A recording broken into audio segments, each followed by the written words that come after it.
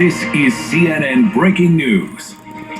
Let's get right to the breaking news. Wall Street took investors on a sickening roller coaster ride today. The Dow fell 1,000 points right at the open, battled most of the way back, but then dropped again, closing down 588 points, more than 3.5%. In the last 5 trading days alone, get this, the Dow has plunged more than 1,600 points. The S&P 500 and the NASDAQ today closed down nearly 4%. And markets around the world suffered massive sell-offs. The stampede started in China, where an economic slowdown has global consequences. Also, 3 Americans who tackled and subdued a gunman on a high-speed train received France's highest honor. Officials and fellow passengers say the 3 friends, along with a British man, prevented a massacre by stopping the heavily armed suspect. He was reportedly known to counterterrorism agencies in Europe, and officials say he may have had links to ISIS.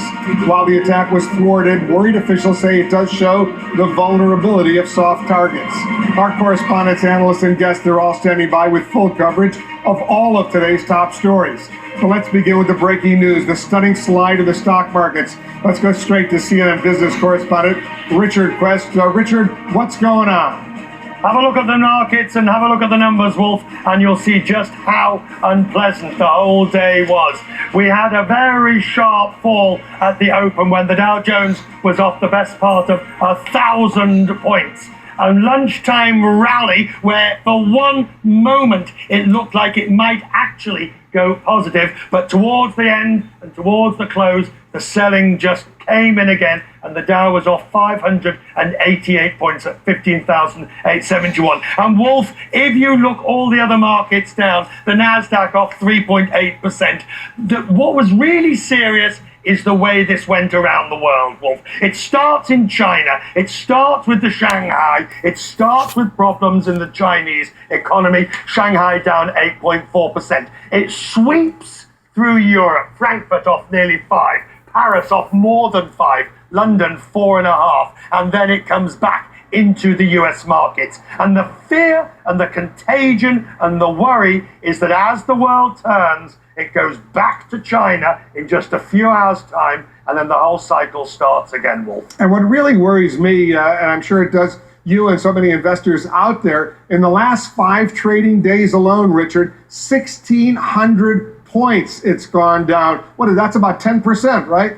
I'm going to show you exactly what that looks like on the graph. There you have 1 week on the Dow from 17,721 down to 15,871. Now, even put it's a loss of 9.5% over the course of the week, heading towards your technical correction. Look at the year, Wolf. Just look at a 12-month graph, and this is, you see, that's a foible around Ebola last year when there was a lot of uncertainty. That's where we were a year ago. That's where we were at the beginning of the year, and now come over here. And you see that dramatic, sharp fall is what we're looking at the moment. And what the analysts say is that unless there is a reason now for this market to turn round, that the pressure is down. And we saw that today. That's what you saw. That lunchtime minor rally when it looked like things could get going again. But the pressure is down. And that's the concern at the moment. What are the experts saying about tomorrow?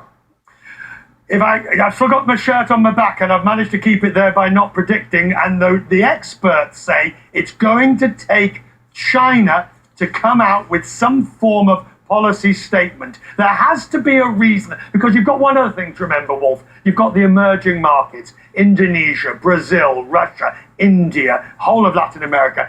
They've got problems with oil, which is now under $40 a barrel. So in the absence of a reason to buy, the deck, if you like, the cards are stacked against. It doesn't mean there's going to be a calamity or a full-scale bear market. The US is still growing at 2 to 3%. It's got low unemployment and low inflation. But it does mean that the headwinds against the global economy have suddenly got much stronger.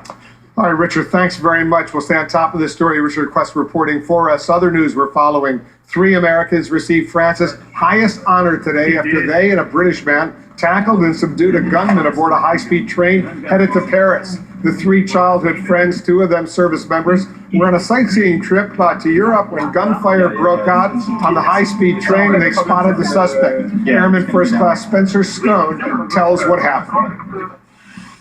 And I turned around and I saw he had what looked to be an AK-47, and he looked like it was jammed or it wasn't working, and he was trying to charge the weapon. And Alec just hit me on the shoulder and said, "Let's go."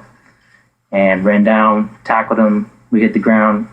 Alec came up and grabbed the gun out of his hand while I put him in a chokehold. It seemed like he just kept pulling more weapons left and right, pulled out a handgun.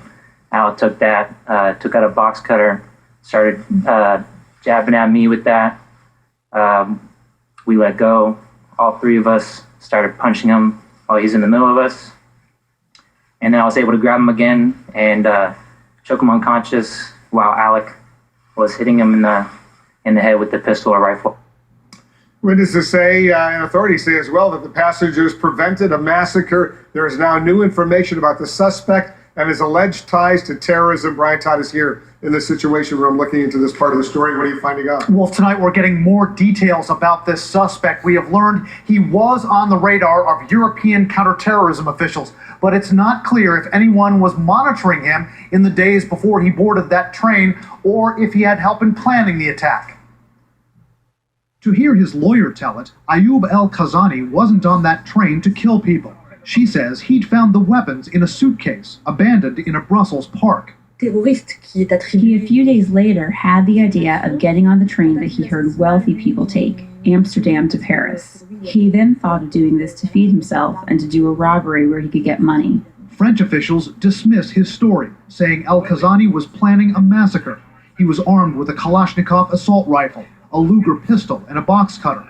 25-year-old Ayoub El-Kazani was known to European authorities before this attack. French intelligence officials say that